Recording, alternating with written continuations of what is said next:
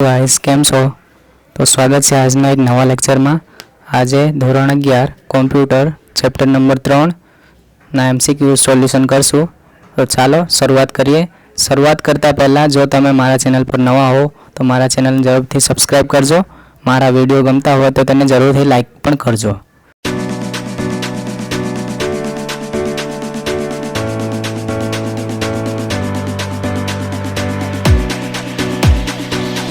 तो चलो तो शुरुआत करिए। प्रश्न नंबर 1, नीचेना पैकी कयो शब्द ऑब्जेक्ट ने अमुक समयांतरे दर्शाववानी बाबतने रजू करे छे? जेनो जवाब छे ऑप्शन ए फ्रेम। प्रश्न नंबर 2, नीचेना पैकी कई टेक्निक में छवि में पहला दरेक नाना फेरफार में करवामां आवे छे अने पछी क्रमबद्ध रीते दर्शाववामां आवे छे? जेनो जवाब छे option a frame by frame animation. प्रश्न नंबर 3, अंत समय माटे सामान्य रीते नीचेना पैकी कयो समय गोठवायेल होय छे? जेनो जवाब छे ऑप्शन बी 5 सेकंड।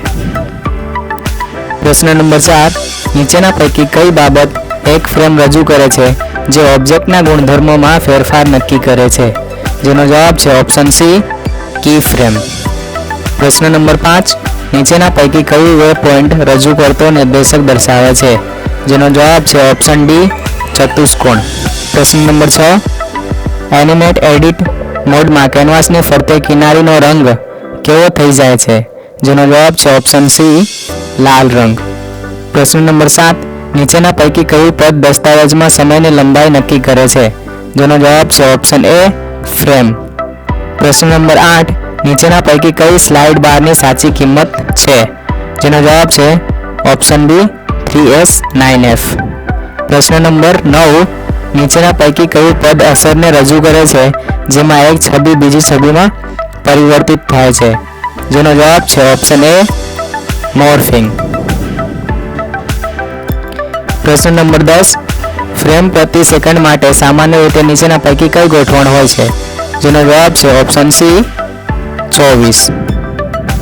प्रश्न नंबर 11, नीचेना पैकी कई पद सांदा होय तेवा ऑब्जेक्टनी गति अने हलनचलननो अभ्यास रजू करे छे? जेनो जवाब छे ऑप्शन बी काइनेमेटिक्स। तो मित्रों आजनो विडियो अहीं पूर्ण थाय छे। जो तमने मारो विडियो गमतो होय तो जरूरथी लाइक करजो, चेनल जरूरथी सब्सक्राइब करजो। थैंक यू, जय हिंद।